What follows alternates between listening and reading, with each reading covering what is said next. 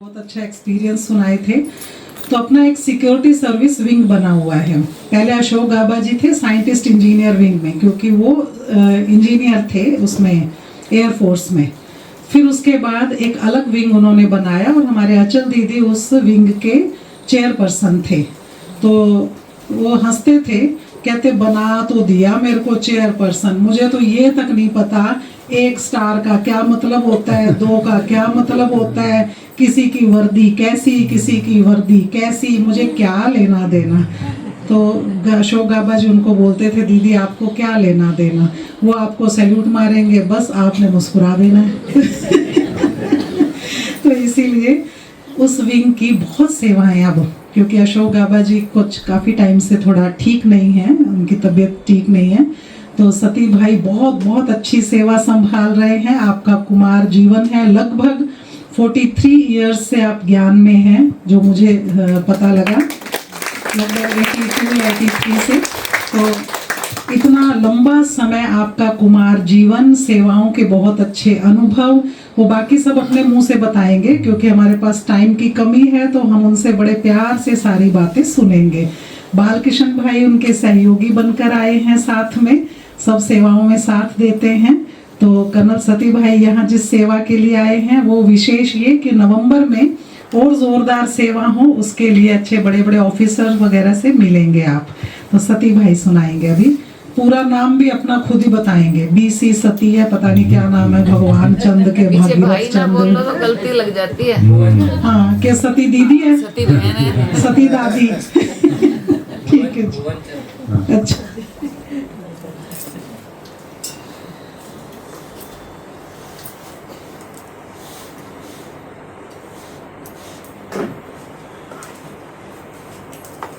ओम शांति।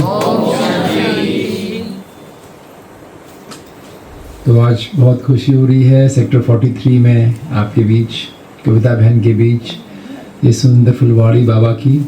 और हमारी बड़ी आदर्श रही हैं कविता बहन जी, क्योंकि ये भी बड़ी एनर्जेटिक सोल हैं, हम सब जानते हैं। और यज्ञ में बहुत बड़ा आप रोल अदा करती हैं कई फंक्शंस में। तो जैसे परिचय दिया, पूरा नाम शरीर का भुवन चंद सती, हम उत्तराखंड अल्मोड़ा से हैं। और पहले हमने 1983 में रूहानी आर्मी ज्वाइन किया, जैसे आप सब रूहानी आर्मी में हो। और फिर 1989 में जिस्मानी आर्मी को ज्वाइन किया। तो कितनी उम्र थी तब आप? तब जब 1983 में ज्वाइन किया तो 18 साल के थे, और लखनऊ से ज्वाइन किया। लखनऊ में बाबा का ज्ञान मिला। लखनऊ को हम कहते हैं योर लक इज़ नाउ। तो लक था वहाँ, तो उस लक में भाग्य भी बना, अर्थात पहले बाबा मिला, फिर वहीं से कैरियर भी बना कि आर्मी में एज ए ऑफिसर सिलेक्शन हुआ वहाँ से। तो ये बहुत सुंदर कहानी है हम सब के जीवन की। मैंने देखा है कि बाबा का हर बच्चा विशेष है, और हर बच्चे को ये लगता है कि जैसे बाबा चला रहा है और बाबा ही ये सफलता दिला रहा है। जब तक तो ज्ञान नहीं था तो अंदाज नहीं आता कि क्या हो कैसे रहा सब ठीक, पर अब समझ में आया है कि बाबा करा रहा था। तो हम भी पहले हनुमान जी के भक्त थे, हनुमान चालीसा पढ़ते थे। और जब एक बार शिव बाबा का चित्र देखा तो जिज्ञासा जगी कि भाई ये क्या है। तो पूछा तो उन्होंने कहा कि भाई ये परमात्मा का परिचय है। फिर सेंटर ले गए, वहाँ म्यूजियम समझाया गया, फिर कोर्स हुआ। कोर्स के चौथे दिन जो एक कहते ना अंदर की आवाज़, देखो कोई भी मार्ग पे हम तभी चलते हैं जब अंदर से आवाज़ आती है, कन्विंस हो जाते हैं कि यस ये अब मेरा मार्ग है। तो हनुमान चालीसा छूट गई और शिव बाबा आ गए। तो उसके बाद हमने बहनों से पूछा भाई क्या करना है आगे बताइए। तो उन्होंने कहा भाई आप सेवा करते रहना। तो उन दिनों जो है तन से तो हम बहुत अच्छे थे, क्योंकि युवित थे, है ना, 18-19 साल की उम्र थी। बट धन और मन से अभी इतनी डेवलपमेंट नहीं हुई थी। तो हम तन की खूब सेवा करते थे और निस्वार्थ सेवा। तो उन दिनों के हिसाब से जो है 83 में लखनऊ में 4 सेंटर होते थे, और सारी दादियाँ जो ना सिंध की थी, है ना, जो सिंध से आई थी, और अच्छी दादियाँ थी, बहुत भोली बट काफ़ी एजेड थी। तो मैंने देखा कि मैं इनको कैसे हेल्प कर सकता हूँ। तो सेंटर्स में जाके जो भी निस्वार्थ सेवा मेरे से बन सकती थी, चाहे झाड़ू मारना है, चाहे बर्तन धोने हैं, चाहे सामान लाना है, मतलब जो बहनों ने कहा हमने किया। वो भावना तो शुभ थी कि भाई बहनों की और बाबा के घर में सेवा करनी है, बट उसका रिवार्ड क्या होगा ये तो कभी नहीं सोचा था। और मैं ये देखता हूँ और मैं ये शेयर करना चाहता हूँ आप सभी से कि अगर हम निस्वार्थ और सच्चे दिल से बाबा से जुड़ते हैं और सेवा करते हैं तो बाबा इनाम ज़बरदस्त यहाँ भी देता है, आगे तो वो देगा ही देगा सच्चे में। तो कभी भी नहीं सोचा था कि आर्मी में ऑफिसर बनेंगे, क्योंकि हमारे पिताजी नेवी में थे और हम क्लास 9th में थे, वो गुजर गए थे बीमारी से। तो उसके बाद हमने क्लास 10th के बाद एक बार फौज में सिपाही बनने का प्रयास किया, तब ज्ञान में नहीं थे। तो हमें रिजेक्ट किया मेडिकल ग्राउंड्स में कि जी आप मेडिकली अनफिट हो, ये फौज ने हमसे कहा।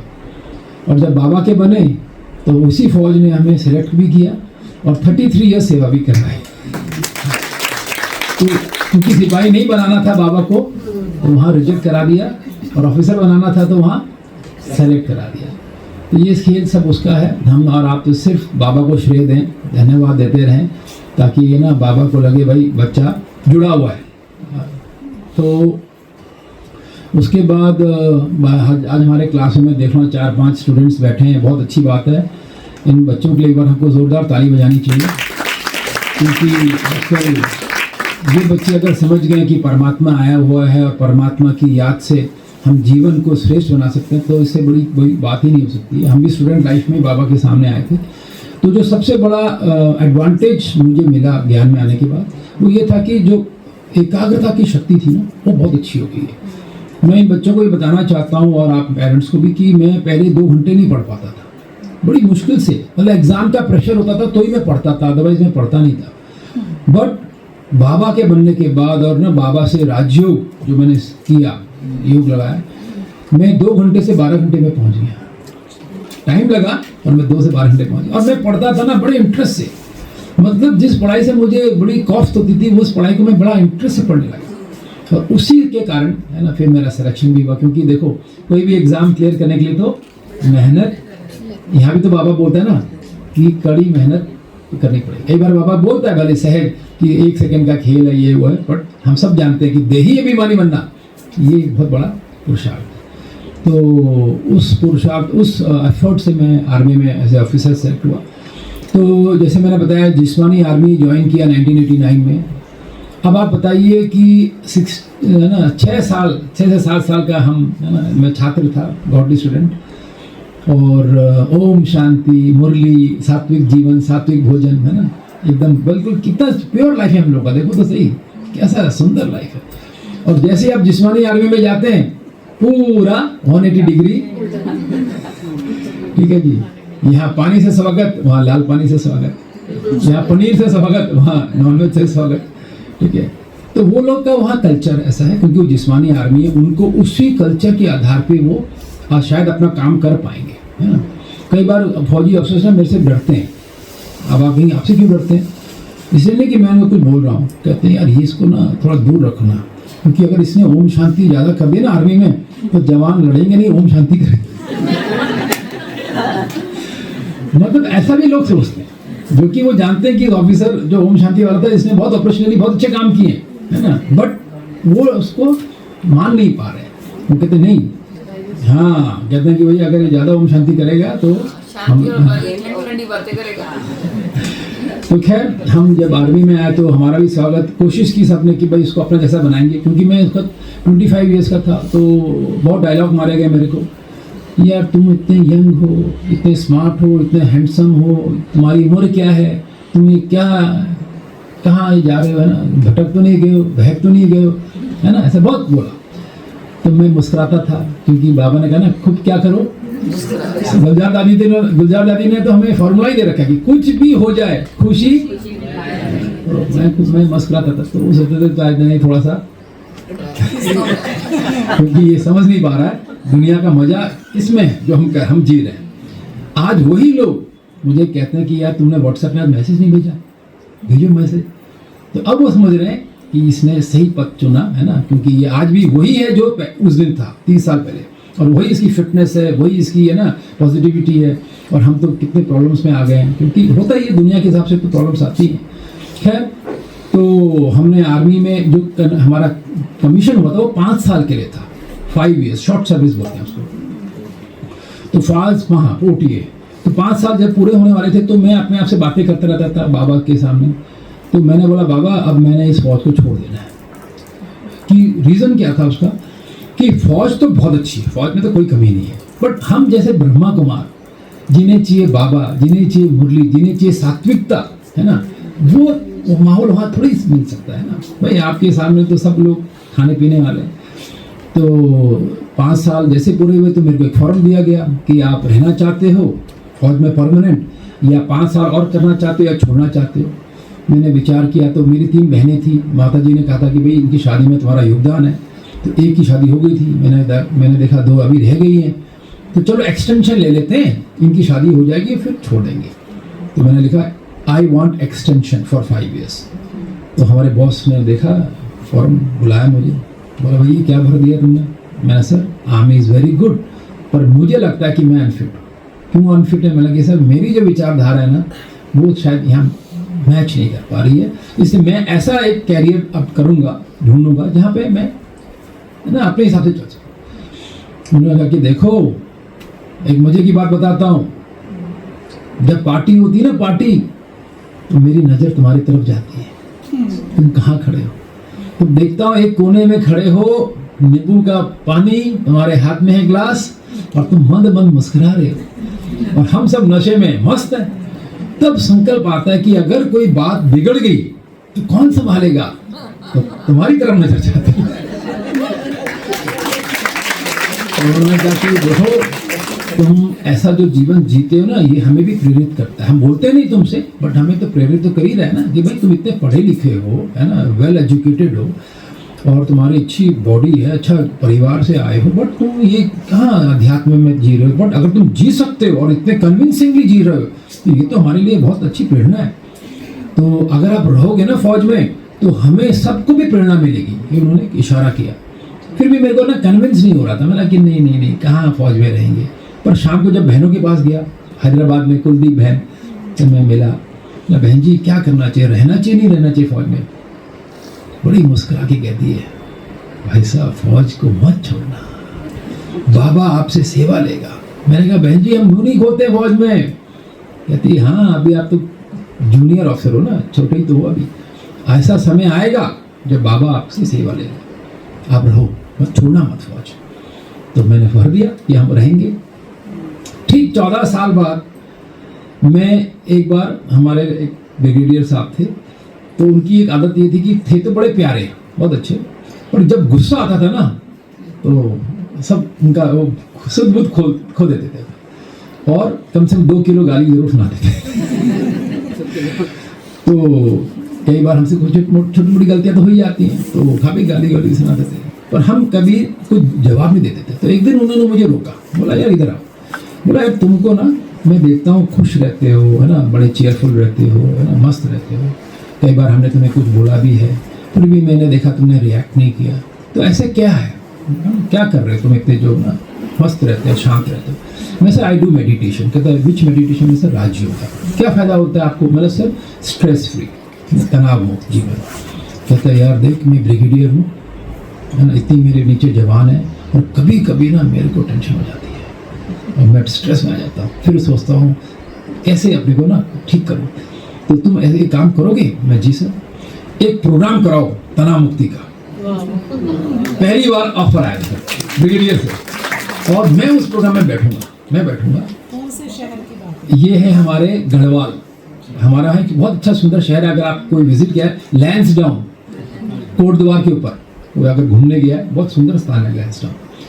तो वहाँ पे हमारा रेजिमेंटल सेंटर है हमारा गढ़वाल का।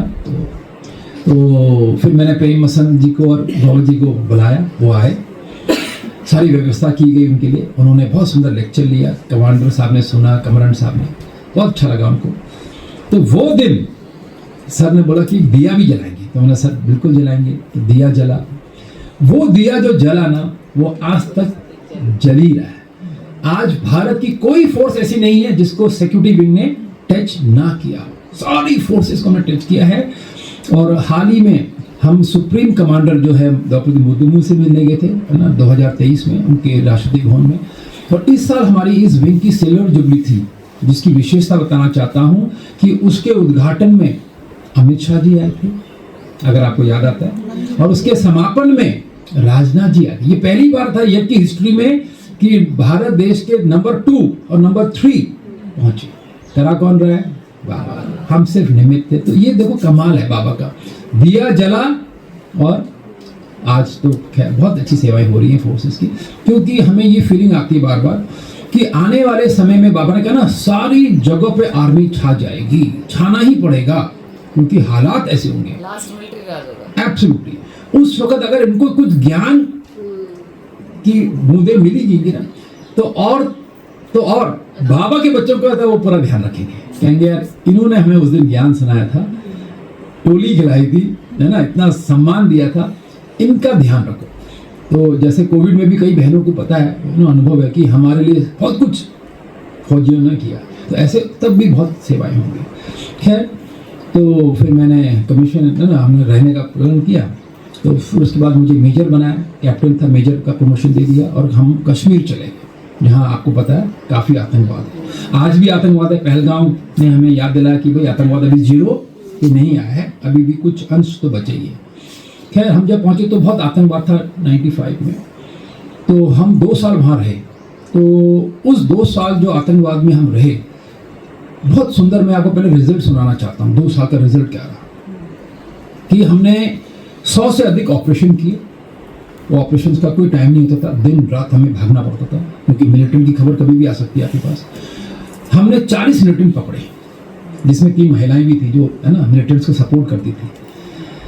8 AK राइफल, 7 पिस्टल्स, खूब सारा गोला बारूद सामान सब पकड़ा।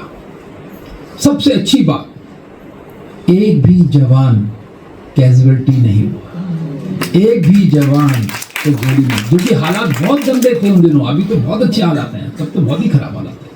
कारण कि जब भी ऑपरेशन में जाएं 2 मिनट, तो मेरे जवान कहते हैं सर ये आप क्यों बोलते हो भगवान को याद करो, भगवान को याद करो। तो मैं उनको बोलता था भगवान को याद करो 2 मिनट। तो मैंने कहा कि देखो हम जब जाते हैं तो क्या ड्रेस होता है हमारा, बुलेट प्रूफ जैकेट, सर पे बुलेट प्रूफ हेलमेट, हाथ में AK राइफल, फिर भी आप सुनते हो ना जवान मर रहे हैं, घायल हो रहे हैं, कहते हैं हाँ सर मर रहे हैं, घायल भी हो रहे हैं। हम वो जो 2 मिनट परमात्मा को देते हैं ना दोस्तों, तो उसकी याद की छत्र छाया का ऐसा बुलेट प्रूफ हमारे ऊपर आ जाता है कि ये बुलेट प्रूफ फेल हो सकता है, वो नहीं। इसलिए देखो हम कितने सेफ थे। वो मानते थे इस बात को कि भाई सर के साथ एक तो इस बात को तो हम देख रहे हैं कि कुछ तो शक्ति है। खैर दूसरी चीज जो लोगों को बहुत पसंद आई हमारे बारे में कि आपका ना पब्लिक रिलेशन बहुत अच्छा है।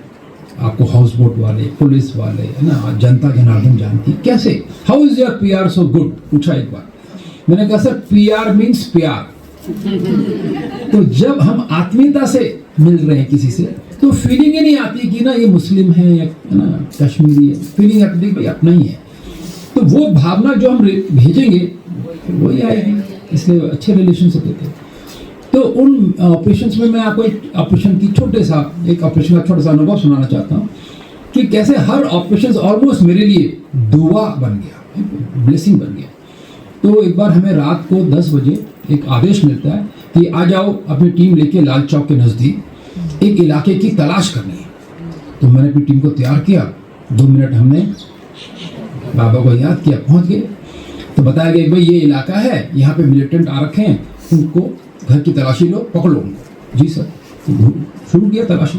तो तलाशी से पहले मैंने अपने जवानों को बोला कि देखो रात का वक्त है, हम सब ने पूरा युद्ध का ड्रेस पहना हुआ है और हमारे हाथ में क्या है, राइफल। हर घर में कौन होगा, हमें कौन मिलेगा, लेडीज तो मिलेंगी, बूढ़ी माता भी मिलेगी, बूढ़ा पुरुष भी मिलेगा, यंग बच्चे भी मिलेंगे और जेंट्स तो मिलेंगे। तो अगर हम जब जाएंगे और हमारा व्यवहार ऐसा होगा ना, बिल्कुल कहते हैं ना कई बार आक्रामक, तो कई लोग तो वहीं पे मर भी जाते हैं, हार्ट अटैक हो जाते हैं, हमको बहुत ज़बरदस्त प्रेम होता है। तो मैंने कहा तलाशी हम पूरी लेंगे, तलाशी का ड्रिल होता है, वो ड्रिल से तलाशी होगी, बट देन दुर्व्यवहार नहीं करा जाता है, ठीक है। मैंने सबको बताया जी सर। तो सब घुसे, सर्च होता रहा। तो 2 बज गए रात के, कुछ नहीं मिला। तो मैंने बताया बॉस को, बोला सर कुछ है ही नहीं, हाथ में नहीं आया। कहता एक घर और फिर चल देना, है ना, उसको वाइंड ऑफ करते हैं। तो हमने लास्ट घर में घुस गए, अब हम उस घर की तलाशी ली। तो 2 जेंट्स थे, हमने उनको बैठक की तरफ बुलाया, बोला आ जाओ बैठक की तरफ। तो 3 महिलाएं थी, हमने उनको बोला आप शांत रहो, तलाशी ली। फिर उसके बाद हम आए तो हवलदार ने कहा सर यहाँ भी कुछ नहीं मिला। मैंने कोई बात नहीं, चलते हैं वापस। अब जैसे हम पीछे मुड़ रहे निकल रहे बाहर, तो मकान का मालिक कहता है सर आपसे बात करनी है। तो बताइए। कहता है सर हमारे घर में बहुत बार तलाशी हुई है, आप भी आए हो, पुलिस भी आती है, BSF भी आती है, CRPF भी आ जाती है, और सर जैसे आपने तलाशी ली ना ऐसे किसी ने नहीं ली, इतने तरीके से, इतनी शांति से। सर आपको देख के ऐसा लग रहा है कि मैं अपनी कुछ बात कर सकता हूँ आपसे, कर सकता हूँ साहब? हाँ बोलो बोलो क्या है? कहता सर ये मेरा भाई है छोटा, इसको करीब 22 साल का है ये साहब, ये मिलिटेंट है। क्या है? मेरे इसके पास हथियार है? कहता हाँ साहब एक ही राइफल है इसके पास। कहाँ रखा है? कहता है कश्मीरी पंडित के घर में छुपा के रखा है। तो क्यों बना मिलिटेंट ये? कहता है साहब जब मिलिटेंसी यहाँ आई ना, बहुत सारे यूथ बेवकूफ़ी में, अनजानेपन में कूद गए, जोश में, ये भी कूद गया, पर इसने कभी ऑपरेशन नहीं किया साहब, कोई ऑपरेशन नहीं किया साहब। अब ये बहुत पछताता है, रोता भी है। अब मिलिटेंट के पास भी गया कि मुझे छोड़ दो, मुझे नहीं करना काम। कहते ना आजीवन रहोगे हमारे साथ, और छोड़ना ही है तो 50,000 रुपये लाओ। तो वो तो हम कहाँ से लाएंगे? तो मैं क्या कर सकता हूँ तुम्हारी सेवा? मैंने पूछा से। कहता साहब ये गैरेज में काम करता है, मैकेनिक है ये साहब। कौन से गैरेज में? साहब उस स्थान पे, वो गैरेज उधर। तो मैं समझ गया कहाँ बोल रहा। तो साहब उसको कल आप शाम 4 बजे उठाना वहाँ से। जब उठाओगे ना साहब तो 2-4 जरूर झापड़ मारना, एक्टिंग तो करनी पड़ेगी ना, ताकि वो आवाज़ वहाँ से मिलिट्री तक पहुँच जाएगी कि आज आर्मी आई, उसको पकड़ा, मार पीट के लेके गई, तो वो उसको भी छोड़ देंगे और हमें भी छोड़ देंगे। फिर सर वो आपको हथियार देगा आपका, है ना, और फिर सर आप ऐसे ही रिपोर्ट लिखना कि जो इस बच्चे को ना कड़ी सजा ना हो। मैं बिल्कुल ठीक है। तो हम अगले दिन गए, उसको उठाया, अगले दिन फिर हमें ले गया कश्मीरी पंडित के घर, दिया उसने हथियार। फिर उसके बाद मैंने रिपोर्ट में लिखा, अच्छी रिपोर्ट लिखी उसकी, है ना, कि भाई मिलिटेंट तो है बट एक्टिव नहीं था, और तो ऐसे लोगों ना 1.5 से 2 साल की सजा होती है, फिर सरकार छोड़ देती है, जाओ। तो देखो कमाल कैसा रहा बाबा का कि सांप भी मारा, हमारा लक्ष्य था मिलिटेंट पकड़ना और हथियार ढूंढना। हमें हमारा मिलिटेंट भी मिला, हमारा हथियार भी मिला, उसको उसका भाई मिल गया, उसका जीवन मिल गया, उस बच्चे को उसका जीवन मिल गया। तो क्या हुआ? दुआएं मिली नहीं मिली? तो ये है बाबा का कमाल, ये है सुंदर कमाल। अब हम आते हैं दूसरे अनुभव की तरफ जो और ही सुंदर है, और वो है कारगिल का। कि 2001 में हमें कारगिल जाने का मौका मिला। अभी कारगिल की युद्ध आपने सबने सुना है ना, 99 में हुआ था, कितने लोग मरे? करीब 625 जवान हमने गंवाए थे, 525 जवान हमने गंवाए थे। तो उस युद्ध के उस इलाके में क्या था, 99 से लेके 2003 तक, 2003 तक काफ़ी अशांति थी, काफ़ी अशांति, बहुत फायरिंग। तो हम जब गए तो 2001 में भी फायरिंग हो ही रही थी। तो मैंने 2-3 चीज़ों को ना फॉर्मूला बना रखा अपने लाइफ में, जब से मैं ज्ञान में चलता हूँ। पहला फॉर्मूला कि सदा अपने को निमित्त समझो। करा कौन रहा है? पूरा मैंने आतंकवाद का ऑपरेशन ऐसे लगा कि बाबा आप करा रहे, तो ऑपरेशन बड़े अच्छे हो रहे लगे थे, सक्सेसफुल। ऐसे कारगिल जाने से पहले मैंने दूसरा फॉर्मूला भी अपनाया कि बाबा कहते हैं बच्चे शुभ भावना भेजो। तो मैं कारगिल को शुभ भावना देने लगा जहाँ हमको जाना था। तो हमारे जाने तक फायरिंग जो होती थी ना इंटेंस, वो थोड़ी कम हो गई। तो हमने तुरंत अपने फौज को तैनात किया। तो 10,000 से लेके 17,000 फीट तक मेरी पोस्टें थी, करीब 10 पोस्टें थी और 120 जवान थे। तो मैंने सबको तैनात किया। मैं 15,000 फीट पे मेरा हेडक्वार्टर था जहाँ मुझे बैठना था, और 17,000 फीट मेरी सबसे ऊंची पोस्ट थी। तो मैं जब मई में गया 2001 मई में 17,000 पे, तो मैंने वहाँ पे देखा मेरे नीचे कप्तान साहब थे। तो मैंने बोला भाई कैसा हाल है तुम्हारा, सब ठीक है आपके पोस्ट में? कहता सर आइए मैं आपको दिखाता हूँ। तो मुझे ले गया बाउंड्री वाल पे। कहता साहब सामने आप देख रहे हो 50 मीटर दूरी पे कौन बैठा है? ये दुश्मन है हमारा, पाकिस्तान है ये। मैंने अच्छा। कहता सर ये 17,500 पे बैठा हुआ है, तो हमसे करीब थोड़ा ऊपर बैठा हुआ है, हमको देखता रहता है ये, क्योंकि ऊपर है थोड़ा सा। और पर सर यहाँ शांति है हमारे बीच में, हम नहीं लड़ रहे और हम बातें भी करते हैं आपस में। तो मैं कैसे बात करते हो? कहते हैं साथी आप कैसे हो? तो कहते हैं हम साथी ठीक है, ऐसे हम बात करते हैं। ठीक है, अच्छी बात है। सर आपका कोई आदेश मेरे लिए? मैंने कहा एक ही आदेश है कि ये जो लाइन ऑफ कंट्रोल है, ये जो बाउंड्री हम दोनों की दे, अगर वो शांतिपूर्वक हासिल हो रही है तो आप मेरी तरफ से कोई फायर करने की जरूरत नहीं, क्योंकि कई बार ना हमारे आर्मी में ऐसे लोग भी हैं जो ट्रिगर हैप्पी है। ट्रिगर हैप्पी मतलब फायरिंग के शौकीन है, कोई बात नहीं है, कुछ नहीं हो रहा है, खामोखा मारेगा, तो फिर क्या होगा? अब किसी को तुम उकसाओगे तो दूसरा क्या करेगा? जवाब तो देना ही है उसने।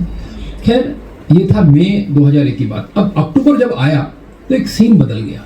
क्या सीन बदला कि वो जो 17,500 पे दुश्मन बैठा हुआ है और हम 17,000 पे बैठे हुए हैं, ये दुश्मन 3 मोर्चे तो इसके थे सामने से हमारे, जिसमें इसके 3 हथियार थे, पावरफुल हथियार थे।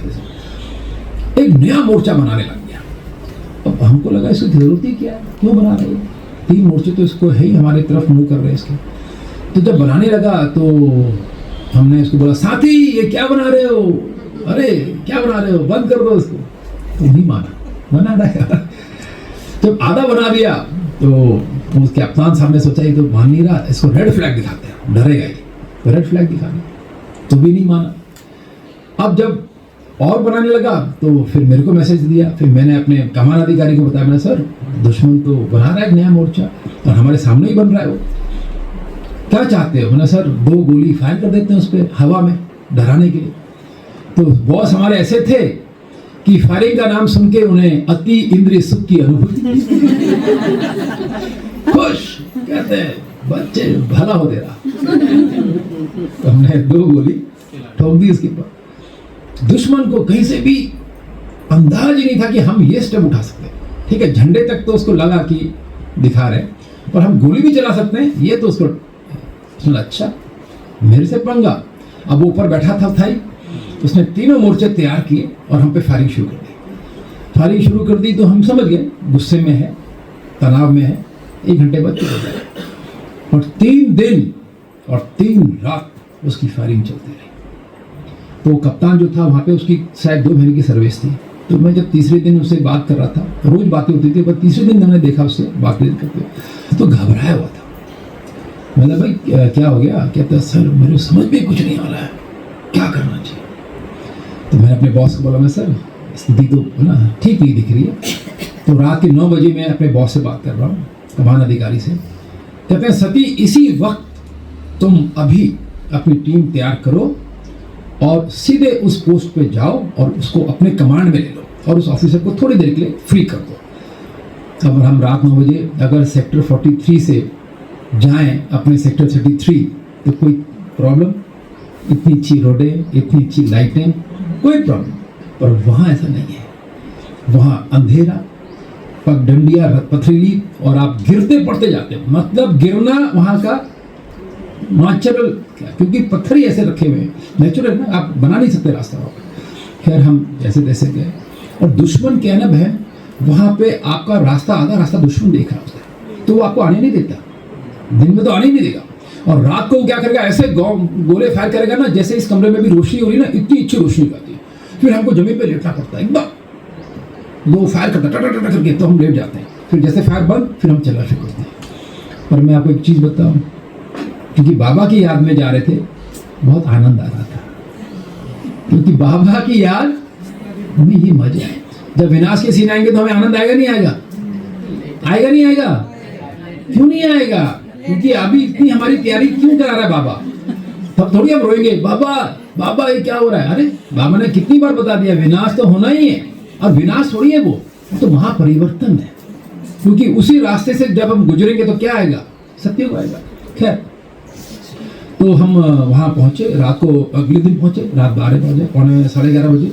तो जैसे ही मैं उस पोस्ट के नज़दीक पहुँचता हूँ, मेरे आवाज़, कानों में आवाज़, मैंने कहा यार 11:30 बज रहे हैं, ये फायरिंग क्यों कर रहा है दुश्मन, अभी तक कर रहा है। फिर बाबा को याद किया, ब्लेसिंग्स दी। तो पौने 12 बजे जैसे ही मैं पोस्ट में पहुँचता हूँ, फायरिंग रुक गई। जैसे ही फायरिंग रुकी तो मैं उस ऑफिसर से मिला, तो देखा ऑफिसर घबराया हुआ। मैंने कहा कोई बात नहीं, आपने अच्छा काम किया, आप जाके रेस्ट करो, मैं देखता हूँ।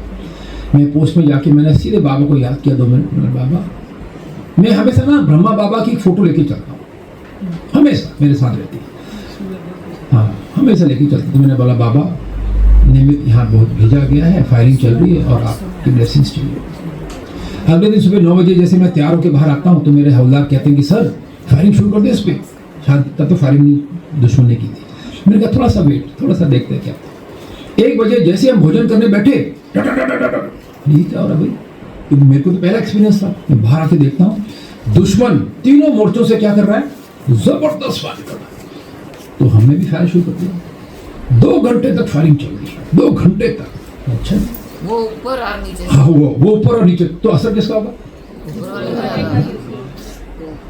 और मैं आपको बताना चाहता हूँ, देखो अगर हम बाबा को अपना जीवन देते हैं ना, निमित्त बन के शुभ भावना से हर काम करते हैं, तो बाबा आपको ना विचलित नहीं होने देता है। मैं अचल था, एकदम शांत था, बट मेरे मन में ये विचार जरूर चल रहा था कि इसको सबक सिखाना है। ये तो चल रहा था, पर कैसे सिखाएं, हमारे पास तो अभी तक कुछ समझ में नहीं आ रहा। तो मैं 2 मिनट फिर ध्यान में बैठ गया। इसलिए बाबा कहते हैं ना, बार बार मेरे से क्या करो, पूछो, कनेक्ट करते रहो। बाबा ने एक बहुत बड़ा डायलॉग दिया, दुनिया में आज तक किसी ने डायलॉग बोला ही नहीं है। मीठे बच्चे, जब भी कभी तुम्हें कोई परेशानी आए तो बोलो मेरा बाबा, प्यारा बाबा, आ जाओ, मदद करो। तो बाबा भी, टेलिंग यू, परफेक्ट एग्जांपल है डायलॉग। तो मैंने भी बाबा को मन से बोला, तो बाबा ने मुझे टच किया, बच्चे इस दुश्मन को अब आप तोप के गोले गिरा दो उसको। अब तोप के गोले कहां से आते हैं? मुख्यालय से। वहां तोप रखे होते हैं हमारे, उनको हम बोलते हैं मोटर, और वो 6 किलोमीटर की दूरी तय करते हैं हवा में, और जहां गिराना चाहो गिर जाता है। पर उनमें एक ही नुकसान होता है उसमें, कि जहां वो गिरेगा 150 मीटर इलाका ले बेटा पानी, मिट्टी। अब हमारे हेडक्वार्टर वाले तो डरे हुए थे, तो मैंने कहा सर हमें मोटर का फायर दे दो। कहते नो, बिल्कुल ले देंगे। मैं क्यों? अरे भैया तुम क्या बोल रहे हो, तुम 50 मीटर की दूरी में बैठे हो, वो मरे नहीं मरे तुम मरोगे। मैंने बोला सर 1 गोला, ओनली 1 गोला। तो बड़ा समझाया हमको, समझ गए। कहते ठीक है, पहला गोला फेंकते हैं। तो पहला गोला हमारी बाउंड्री वाल पे गिरा, बाउंड्री वाल आउट, साफ हो गई। कहता क्या हुआ? मैंने सर कुछ नहीं सर, हम बनाएंगे इसको दोबारा, आप दूसरा गोला फेंको, ऊंचाई दो उसको। बीच में गिरा। तीसरा गोला उनकी बाउंड्री वाल तोड़ चुका है। चौथा गोला उनके सर पे गिर गया। मैंने सर 8 तोपे खोल दो सर अब आप। तो हमारे बॉस तो वैसे बड़े खुश फायरिंग के नाम पे, उन्होंने 8 तोप खोल दी।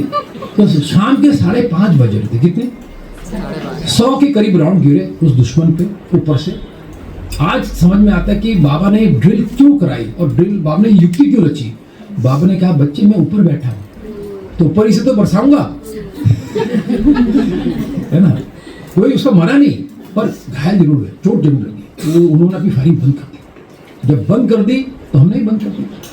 अब पूरी रात कोई फायरिंग नहीं। सुबह अगले दिन 9 बजे जब मैं उठता हूँ, तैयार होकर बाहर आता हूँ, तो हवलदार कहता है सर ये दुश्मन को क्या हो गया? मैं क्या सर, आप कल आए थे तो 11:30 तक फायरिंग की इसने, और अभी ये कल शाम से फायर ही नहीं कर रहा, बिल्कुल 5:30 के बाद चुप बैठा है।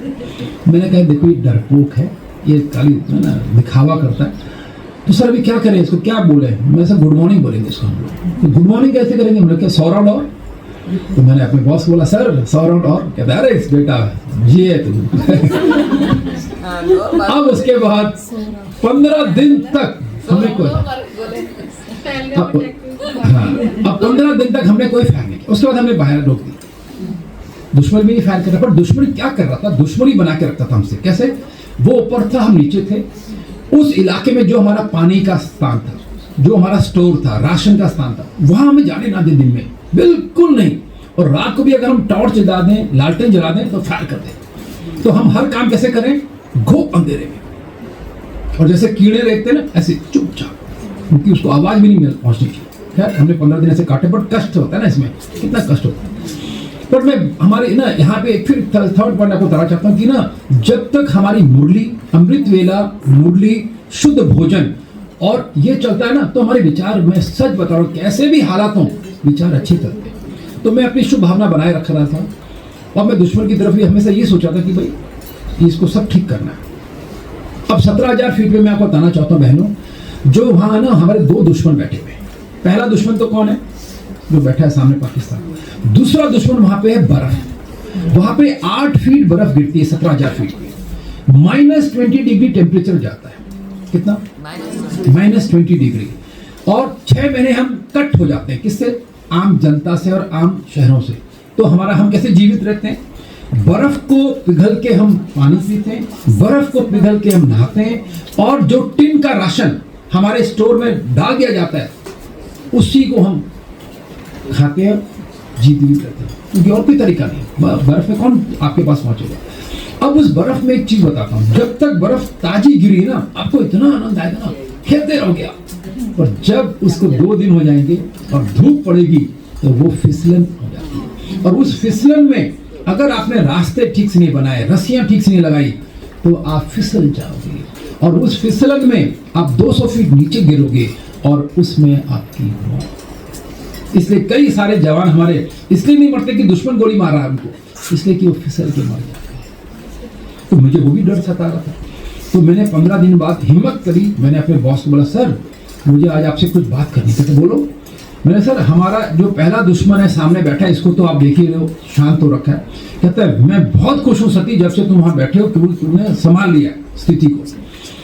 मैंने, सर मैं अभी दुश्मन नंबर 2 की तैयारी करना चाह रहा हूँ और आप प्लीज मेरी मदद करें और मुझे ना हेल्प करें, गाइड करें। कहते वो कौन है तेरा दुश्मन? मैंने कहा सर बर्फ।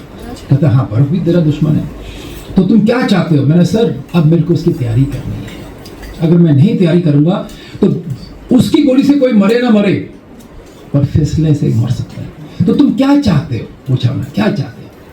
मैं, सर मेरा सबसे बड़ा वेपन मैं यूज करना चाहता हूँ। वो क्या है? शांति।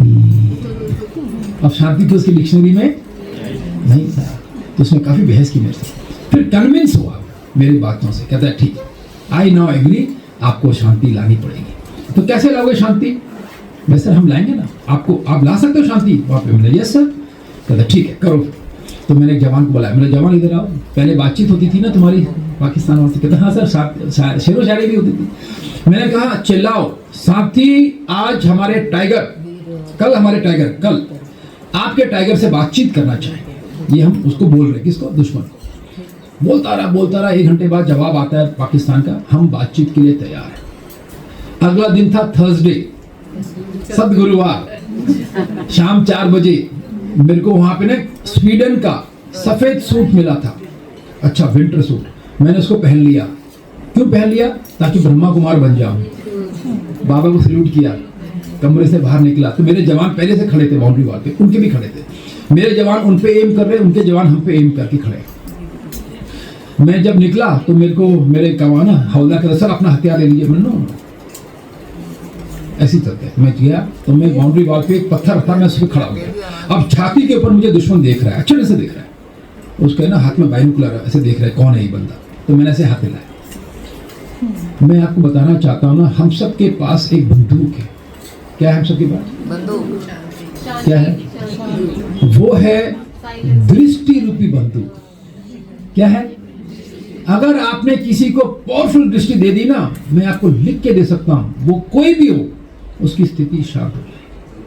और मैं उस वेपन को यूज कर रहा था, तो मैंने इसको दृष्टि दी, फिर मैंने ऐसे हाथ हिलाया, फिर बोला साथी I am major Ravi from India, आप ठीक हैं? सब ठीक है?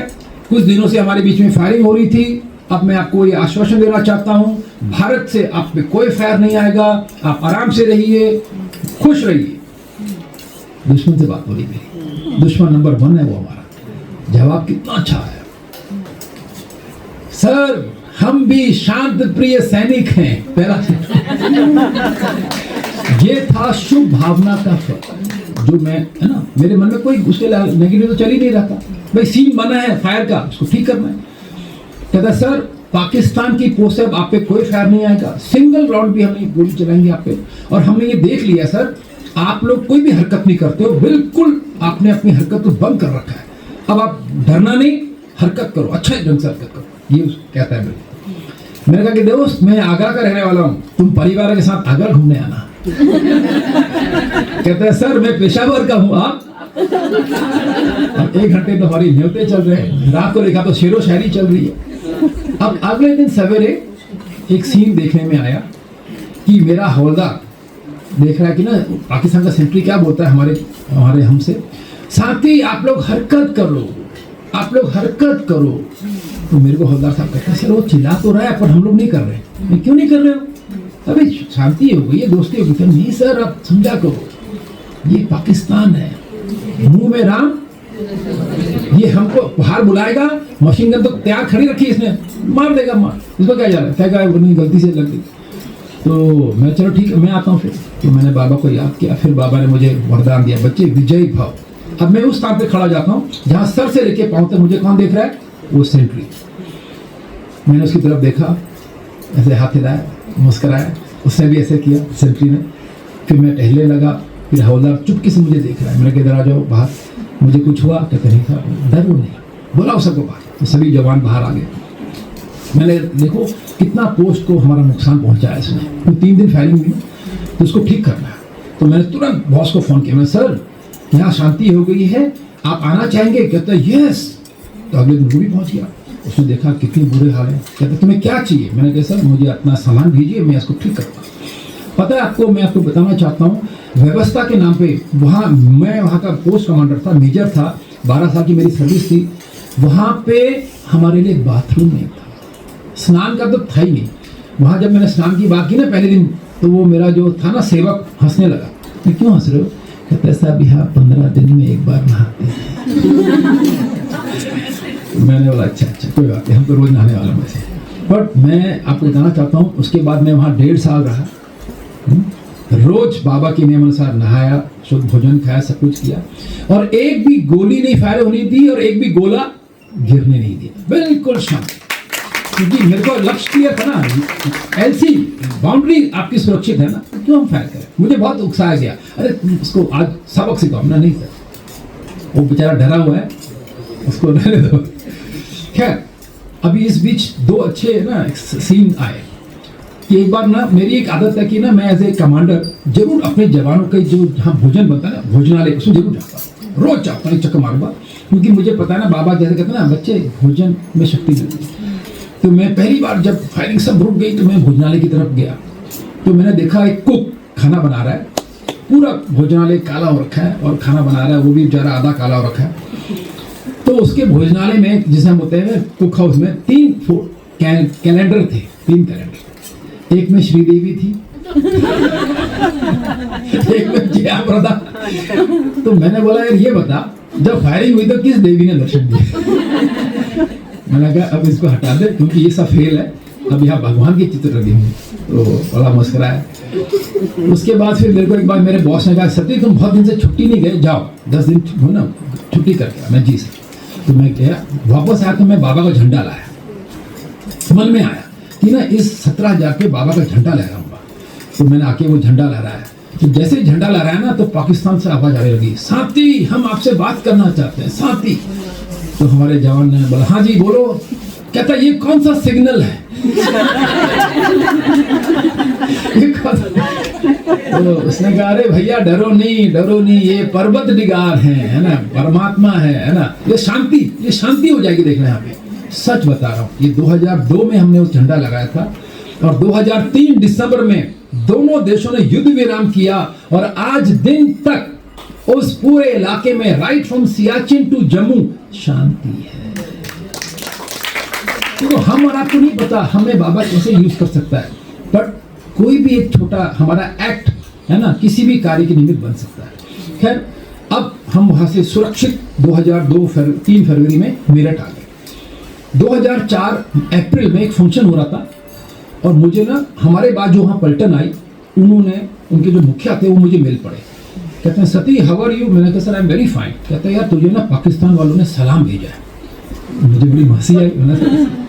कहते हैं मैंने sir how did it happen, कैसे हुआ? कहते हैं देख 2003 फरवरी में आप लोग उतर गए थे। मैंने जी सर। 2003 दिसंबर में युद्ध विराम हुआ। मैंने जी सर। कहते हैं 2004 जनवरी में जिस पोस्ट में तू बैठा था तुझे पता है वहाँ बर्फ गिरती? मैंने सर 8 फुट गिरी थी। कहता है यस 8 फुट बर्फ गिरी थी। हमारे जवान रात को बाथरूम के लिए आया, गया होगा बाथरूम के लिए, तो बहुत अच्छे सब कुछ व्यवस्था बहुत अच्छी होती हमारी, पर पता नहीं कैसे वो फिसल गया और वो रात को गिर गया नीचे। और सुबह जब देखते हैं तो उसकी डेड बॉडी एक नाले में पड़ी हुई है। तो बड़ा दुख हुआ। अब तो नाला पाकिस्तान का था।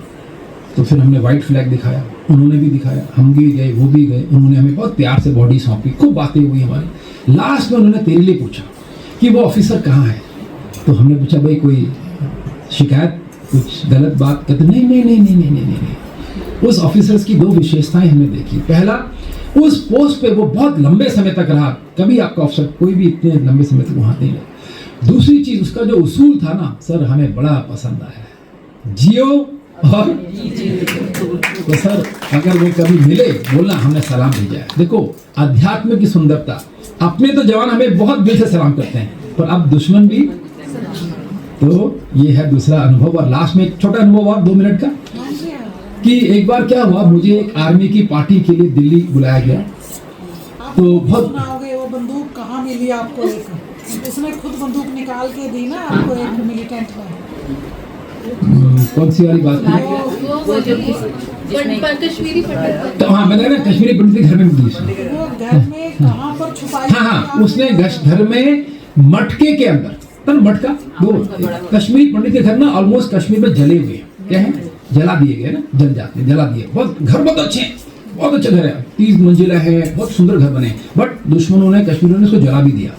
तो ये जला हुआ घर था और उसके तीसरे माले में काफी कुछ मिट्टी, धूल और बिल्कुल कचरा हो चुका था, क्योंकि जला कर रखा हुआ।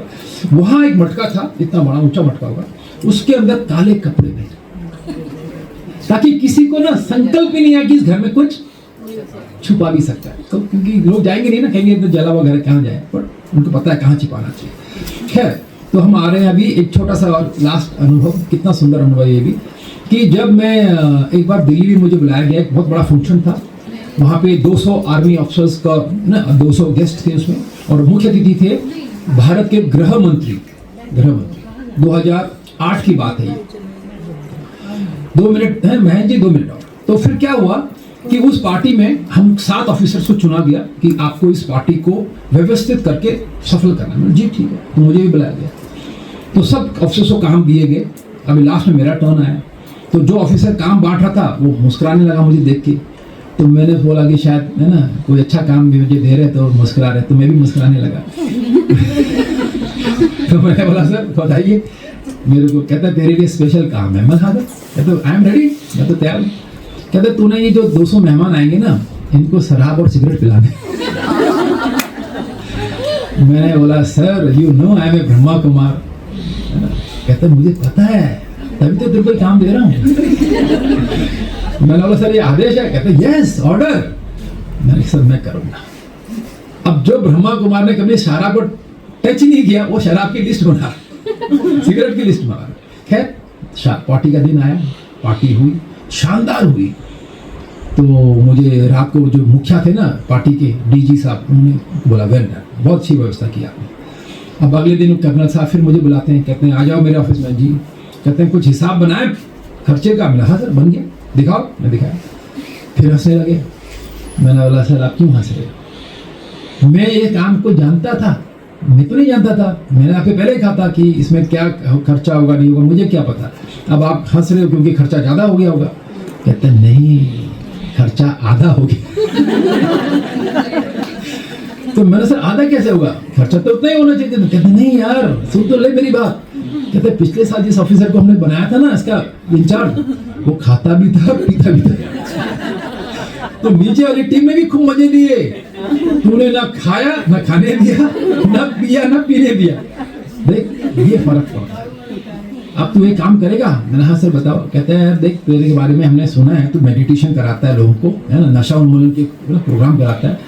तो तेरे को ना डीजी साहब ने, मुखिया ने याद किया था कि इसको बोलो कि ये एक प्रोग्राम कराएगा 15 दिन का ब्रह्मा कुमारी से बुला के, जिसमें पहला प्रोग्राम शिलोंग जो मुख्यालय है इस फोर्स का वहाँ होगा, और फिर 7 राज्यों में नॉर्थ ईस्ट के ये टीम जाएगी और सेवा करेगी, और सारा खर्चा फोर्स देगी, हर चीज़ देगी, एयर टिकट से लेकर ट्रेन टिकट सब व्यवस्था फोर्स करेगी।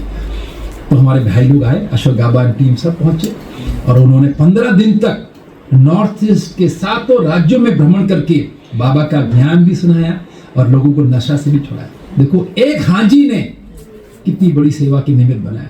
तो बाबा कहते हैं ना सदा क्या बोलो, थैंक यू। ओम शांति।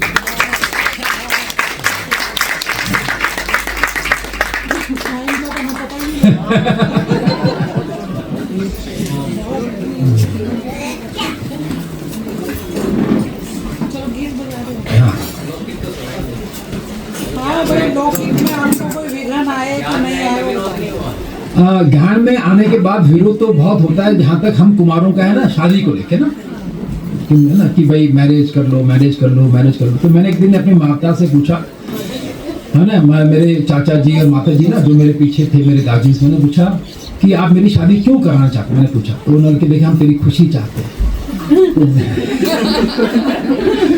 तो मैंने उनको बोला कि तुम मुझे क्या कैसे देखते हो, जब भी मुझे देखते हो तो कैसे देखते हो, दुखी देखते हो कि खुशी देखते हो? कहते तू बहुत खुश रहता है। तो मैंने बोला बस मुझे बहुत खुश रहने दो।